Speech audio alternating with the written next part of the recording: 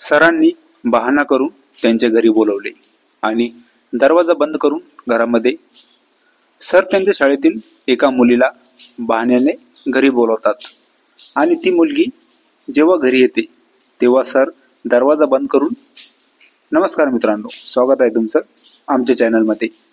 तुम्ही जर अजून आमचं चॅनल सबस्क्राईब केलं नसेल तर प्लीज चॅनलला सबस्क्राईब नक्की करा. शाळेमध्ये एका सरांची त्यांच्या वर्गातील मुलीवर वाईट नजर होती आणि ते नेहमी तिला काही ना काही बहाणा करून स्पर्श करायचे आणि एकदा तर त्यांनी हद्दच केली. तिला असा काही बहाणा करून सरांनी तिला त्यांच्या घरी बोलवले आणि नंतर ती घरी गेली आणि त्यांनी लगेच दरवाजा बंद केला आणि त्या मुलीला अगोदर असं काही, नंतर ती. मित्रांनो, आजची कथा आहे एका अशा शिक्षकाची जो ज्या मुलीला शिकवतो तिच्यावरच त्याची वाईट नजर पडते आणि तो तर तिला कधी कधी एका वेगळ्या प्रकारचं बोलतो आणि ती मुलगी त्याच्या शेजारीच राहते.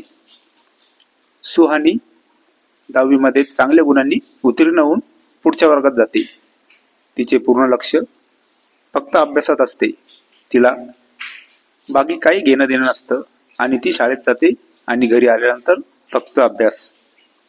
ती आता 11व्या वर्गात जाते आणि तिचे सर नंदू सर तिच्या घराशेजारी राहतात.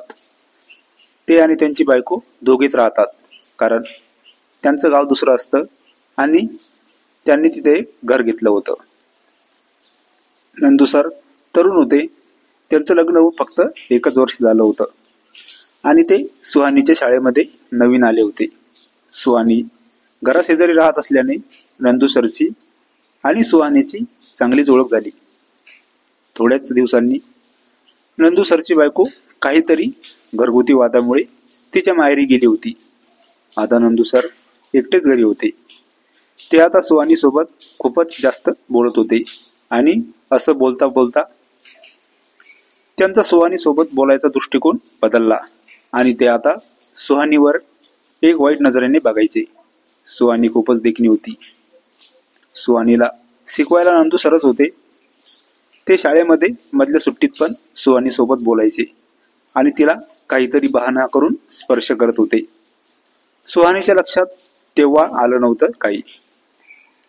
सर आता सुहानी सोबत काही वेगळ्या प्रकारे बोलत होते. आता फायनल पेपर जवळ आले होते आणि नंदू सर सुहानीला म्हणाले, मी तुला सांगतो असा अभ्यास करायचा फायनल पेपरमध्ये. सुहानी म्हणाली, सर मला माहिती आहे की कसा अभ्यास करायचा, कारण मी 10वी मध्ये चांगल्या गुणांनी उत्तीर्ण होते आणि मी तर खूप अभ्यास करते. नंदू सरने सुहानीला काहीतरी दुसरा बहाणा करून तिला घरी बोलवले. सुहानीला घरी बोलवायचं त्यांचं काहीतरी वेगळंच होतं आणि त्यांनी असं बघितलं की सुहानीच्या पण घरी कोणी नाही. तेव्हाच त्यांनी सुहानीला घरी बोलवले. सुहानी सरच्या घरी गेली आणि ती घरामध्ये येताच नंदू सरने दरवाजा बंद केला. सुहानी म्हणाली, सर दरवाजा का बंद केला तुम्ही? नंदू सरने तिचा हात पकडला आणि तिला खाली बसवले.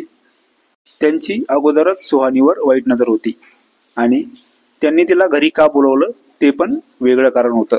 सुहानी घरी आली आणि नंदू सर तर सुहानीला, ती घाबरली आणि उठून लगेच दरवाजाकडे गेली. तिने दरवाजा उघडला आणि बाहेर गेली. तिच्या वडिलांना सांगितले की सरने तिला का बोलवले होते ते.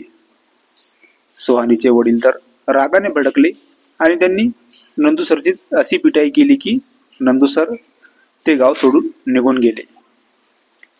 ही कथा पूर्णपणे काल्पनिक असून वास्तविक जीवनाशी काहीही संबंध नाही. ही कथा फक्त आणि फक्त मनोरंजनासाठी आहे. मित्रांनो, कथा आवडल्यास चॅनलला सबस्क्राईब करा. धन्यवाद.